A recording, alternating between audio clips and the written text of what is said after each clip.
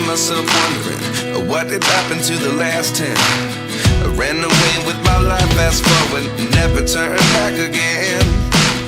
It's kind of funny that the more we pass time, the more we need to set them rewind. And 19 was the year I had to leave you, but now I'm seeing all the signs. Is this really happening? I can't believe it's true. I'm just as surprised as you. Is this really happening? I can't be too sure, but one day I'll be yours again.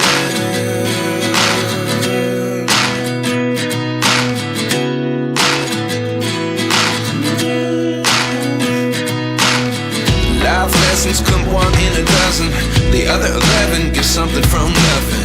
I sit here looking for an answer. Maybe the biggest question was in the last chapter. You gave me the soul I have today. Without you I never could have moved away.